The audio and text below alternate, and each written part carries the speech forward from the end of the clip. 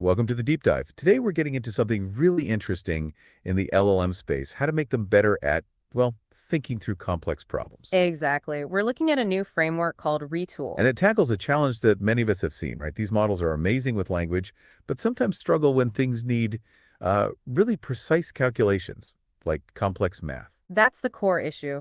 Pure text reasoning has its limits for tasks needing symbolic accuracy or heavy computation. You can get errors stacking up. So Retool tries to fix that. How does it work? Well, what's really novel here, and quite significant from an academic standpoint, is how it integrates real-time code execution. It uses a code interpreter during the reasoning process itself. Okay, so it's not just handing the LLM a calculator after the fact. Not at all. It's deeper. It uses reinforcement learning to teach the model when it should use the code interpreter and how to use it strategically within its chain of thought. Interesting. And we're basing this discussion on a paper. Yep, it's called ReTool, Reinforcement Learning for Strategic Tool Use in LLMs. Came out April 15th, 2025 from ByteDance Seed. Got it. So our mission for this deep dive is to really unpack Retool, understand how it works, what the key innovations are, especially those academic points, and why it's a potentially big step forward. Exactly. Let's get into it.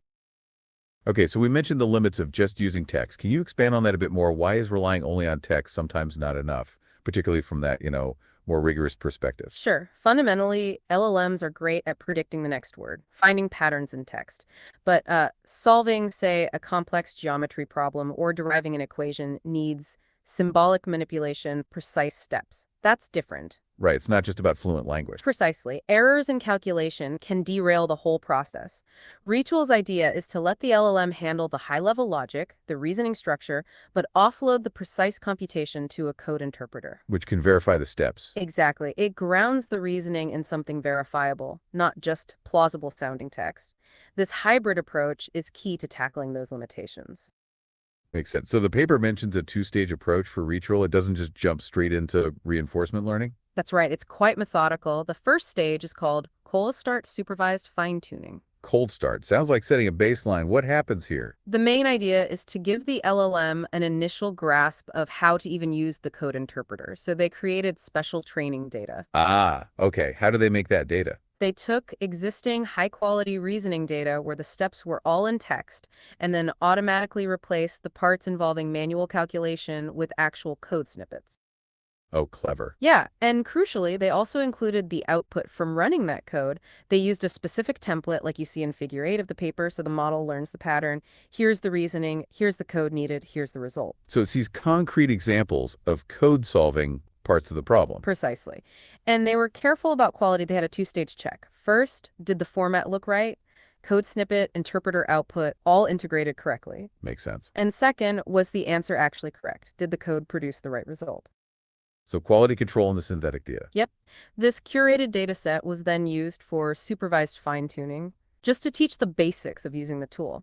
And interestingly, this initial model wasn't bad. It hit about 40.9% accuracy on AIME 2024. Which the paper notes is comparable to a text-only RL baseline, right? Exactly. So a decent starting point before the main event. Okay, so that sets the stage. How does phase two, the reinforcement learning part, build on that foundation? This is where the strategic learning happens. This is where the magic, or perhaps the core innovation, really lies. It's reinforcement learning, but with what they call interleaved code execution.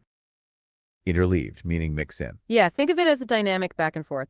The RL training is guided purely by the outcome. Did the model get the final answer right or wrong? Simple reward signal. Very simple. +1 for correct, -1 for incorrect. As the model generates its reasoning path, it can output text, but it can also output code snippets marked specifically, like with code tags, and those get executed instantly in a secure sandbox. And here's the critical part. The output from the interpreter, whether it's a number or an error message, gets fed back to the model immediately. Ah, so it influences the next step the model takes. Exactly. It's a real-time feedback loop. If the code works, the model gets the result and continues.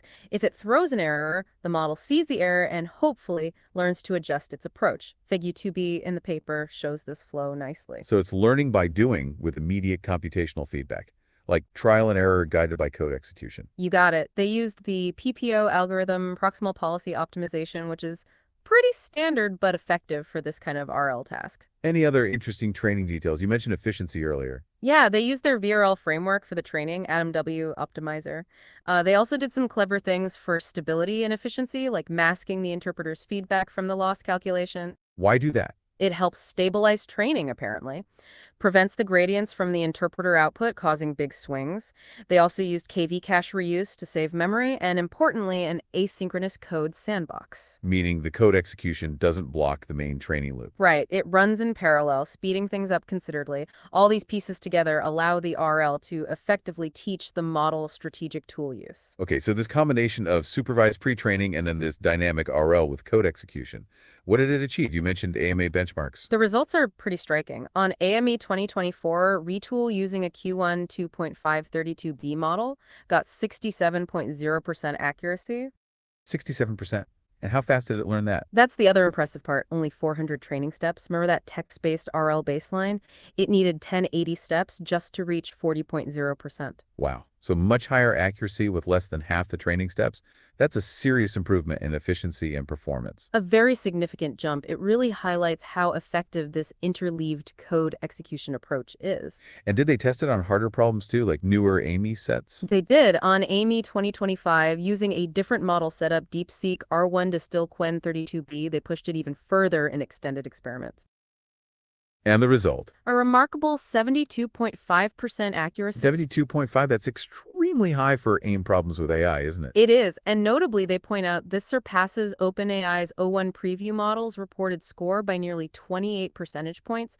So we're talking state-of-the-art performance on challenging math reasoning. That's impressive.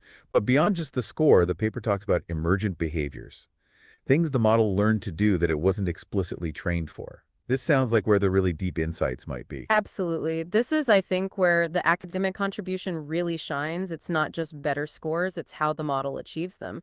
One of the most fascinating things was code self-correction. It corrects its own code.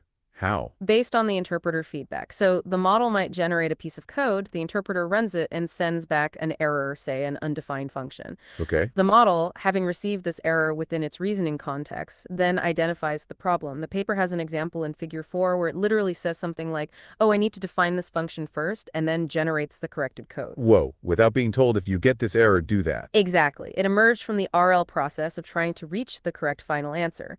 It learned that fixing code errors was a necessary step towards the reward. That's a huge step towards more robust problem solving.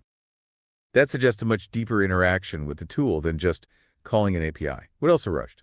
Another key one was adaptive tool selection. They analyzed why the model was generating code, like for calculation or verification or something else. Yeah. And after RL training, the usage became much more diverse. Figure 5 illustrates this. Instead of just using code for basic arithmetic, it learned to use it strategically, maybe to verify an intermediate hypothesis or explore a different calculation path. So it developed a richer sense of how and why to use the code. Precisely. It's not just using a hammer, it's learning it has a whole toolkit and picking the right tool for the job at hand.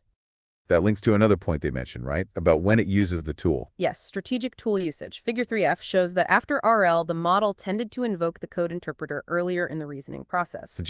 Suggesting it learned that getting precise computational results early on is often more effective than going down a long path of potentially fuzzy text-based reasoning first. It's becoming more strategically proactive with the tool. And it used code more overall. It did. Figures 3B and 3C show increases in both the average amount of code relative to text and the average number of lines per code snippet.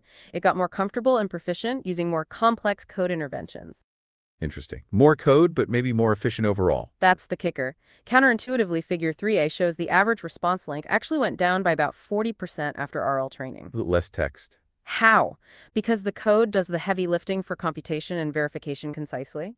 The model doesn't need to spend as many tokens trying to explain complex calculations in natural language. It can just execute the code and state the result. It becomes more direct. So more code, but less overall token usage. More efficient reasoning. Exactly. Figure 6 in the paper gives a great side-by-side example. You see the text-only reasoning being quite laborious, maybe making small errors, while the ReTool version uses code for the tricky bits and focuses the text on the overall logic.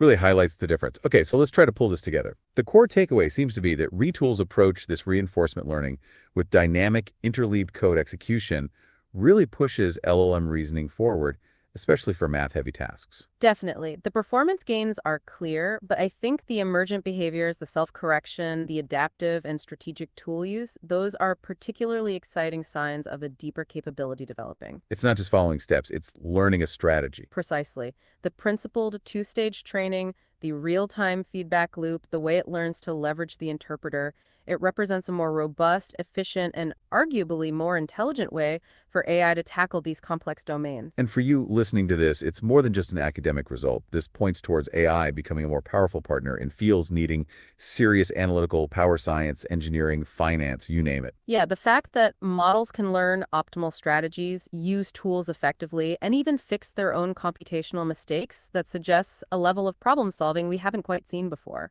Which leaves us with a thought to ponder, doesn't it? It does, as these models get better at not just processing information, but actively using tools and learning from the outcomes. How does that change things? How might it change how we approach research or discovery or even just everyday complex problem solving with AI? And what other kinds of surprising, emergent aha moments might be waiting just around the corner as this kind of technology evolves? It's definitely something to keep an eye on.